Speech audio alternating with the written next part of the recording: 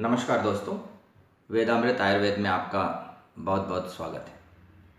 क्या आपको या आपके बच्चों को नाक से पतली पानी जैसा कुछ आता है, यानी वाटर डिस्चार्ज होता है, या नाक बंद लगता है, या नाक में या आँख में बार बार इचिंग होती है? तो हो सकता है ये एलर्जिक राइनाइटिस, यानी कि आयुर्वेद में जिसको हम लोग प्रतिश्याय बोलते हैं, वो हो। तो आज हम लोग वेदामृत में एलर्जिक राइनाइटिस इसी की चर्चा करेंगे और आयुर्वेद में इसमें क्या कर सकते हैं उसकी बातें करेंगे। मैं कुछ छोटे छोटे टिप्स बताऊंगा जिससे ये आपको काफ़ी इसे आसानी होगी और इसे हम लोग ठीक कर सकते हैं। ये बिल्कुल ही ठीक हो सकता है अगर आप थोड़ा सा कोशिश करेंगे। तो सबसे पहले होता क्या है हम जान लेते हैं। इस एलर्जिक राइनाइटिस यानी कि प्रतिश्याय में सबसे पहले वाटर डिस्चार्ज यानी नाक से कुछ लगता है कि पानी आ रही है। दूसरा, कई बार नेजल ऑब्स्ट्रक्शन यानी कि नाक जो है वो बंद लगता है। उसके बाद इचिंग, नाक में बहुत इचिंग होने लगती है, आँखों में भी इचिंग होती है। तो ये सब इसके कुछ साधारण लक्षण हैं। ये होता क्यों है? जैसा कि नाम से ही लग रहा है कि ड्यू टू एलर्जी, क्योंकि एलर्जिक राइनाइटिस है। तो कई बार ये सीजनल वेरिएशन से होता है। किसी खास मौसम में, मान लेते हैं जैसे वसंत ऋतु है या तो जाड़े का मौसम है, तो इसमें क्या होता है, कुछ खास किस्म के कुछ फूल होते हैं तो उनके जो पराग होते हैं, पॉलेंस होते हैं, वो हमारे एयर में होते हैं, या कुछ डस्ट पार्टिकल होते हैं, या इसके कुछ भी कारण हो सकते हैं। कोई भी एलर्जिन जो हमारे रेस्पिरेशन के थ्रू अंदर जाता है और वो फिर एंटीजन एंटीबॉडी रिएक्शन क्रिएट करता है और इसके कारण एक रिएक्शन होता है जैसे ये प्रॉब्लम होती है। हमारी बॉडी उसको आइडेंटिफाई नहीं कर पाती, जिसको हम जिसके लिए ये प्रॉब्लम होती है, एलर्जिक राइनाइटिस। तो ये जो होता है इसको हमें ठीक करना होता है। आयुर्वेद में जैसा कि दोषों के अनुसार सारी चीज़ें होती हैं, तो उसमें वात और कफ ये दोनों जो है वो बहुत बढ़ जाता है, और वात जो है वो कफ को ऊर्ध्वगामी यानी ऊपर की तरफ लेके आता है, इसलिए इसको प्रतिश्याय बोलते हैं। तो इसकी चिकित्सा हमें करनी होती है, और ये आप पहले होम रेमेडी के तौर पर भी घर में भी इसको थोड़ा सा कर सकते हैं, तो इससे काफ़ी आपको जो होता है वो लाभ मिलता है। इस डिजीज में कई बार हमारे जो सिर होते हैं वो बहुत भारी लगते हैं, बच्चों को कुछ करने का मन नहीं करता है, कई बार आलस होता है, कुछ खाने की भी इच्छा नहीं होती है। तो ये सब इसके जो होते हैं वो आयुर्वेद में लक्षण बताए गए हैं, जैसे सिरोगौरव हो गया, या बार बार छींके आना, या नाक से पतला लिक्विड की तरह जो है वो नाक बहना, ये सब इसके जो होते हैं वो लक्षण होते हैं।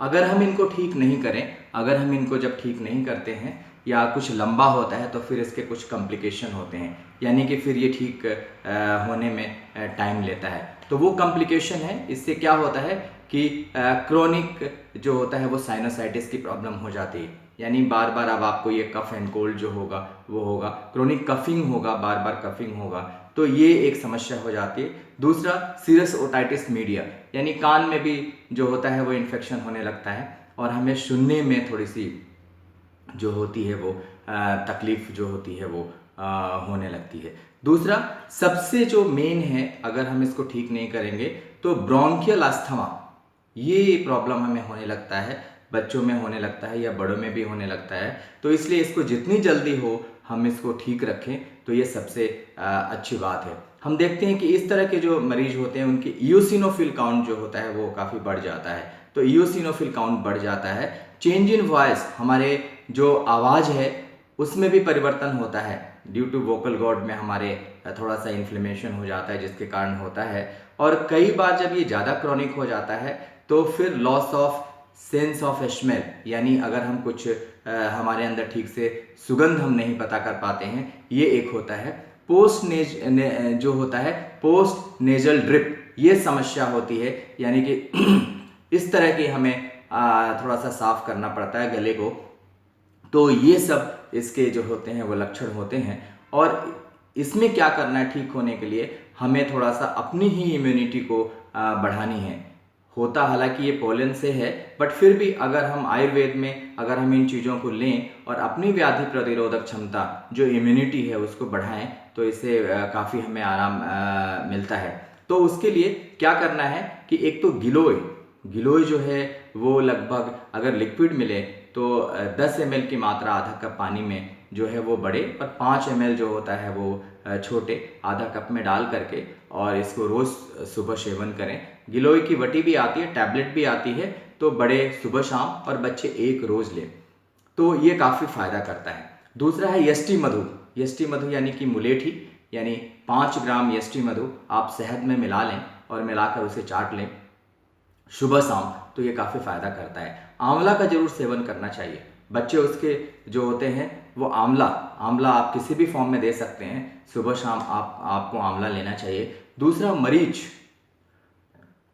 तो मरीच यानी कि 1 ग्राम मरीच अगर शहद में मिला करके उसको चाटा जाए तो वो बहुत फ़ायदा करता है। एक योग आता है त्रिकटु, जिसमें सुंठ, मरीच और पीपली ये तीनों मिले होते हैं।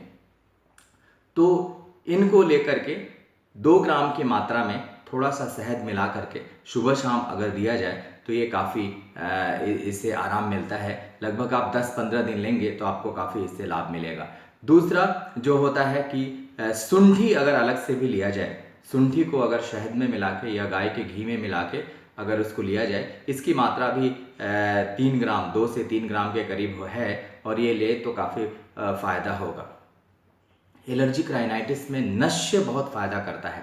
तो नश्य के लिए जो होता है वो अनु तेल जो है, वो अनु तेल आप लेट जाएं और लेट करके 2-2 बूंद जो है वो अनु तेल अपने नाक में डालें, सुबह शाम अगर 2 बार डालें तो इससे काफ़ी आराम मिलेगा।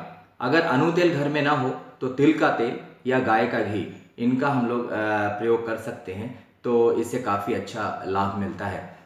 वाटर, पानी का अगर हम भाप लें, स्टीम लें, तो वो काफ़ी फ़ायदा करता है। उसमें अगर हम 5-6 पत्ते तुलसी के डाल दें और फिर जब वो बॉयल होने लगे, उबलने लगे, तो उसे हम ढक लें एक कपड़े से। और आजकल नेबुलाइजर भी वैसे आते हैं, लेकिन ये ज़्यादा अच्छा है। तो एक पतीले में या भगोने में आप पानी रख लें थोड़ा 1 लीटर, और उसमें 10 तुलसी के पत्ते डाल लें, और उसको जब स्टीम निकले तो आँख क्लोज करके और फिर उसको एक टॉवेल से या किसी कपड़े से ढक के उसका एक स्टीम लें, तो ये बहुत आपको फ़ायदा करेगा। तो ये जो चीज़ें हैं इनको थोड़ा सा आपको ध्यान देना है, और इससे काफ़ी लाभ मिलेंगी, और आगे आने वाले टाइम में जो होगा इससे आप बच सकते हैं। बाकी और भी कई प्रकार की मेडिसिन्स हैं आयुर्वेद में, अगर इनसे आपको आराम नहीं मिलता है तो फिर आप उन दवाओं को डॉक्टर की सलाह से ले सकते हैं, और ये आप एलर्जिक राइनाइटिस बिल्कुल ठीक होगी। नमस्कार।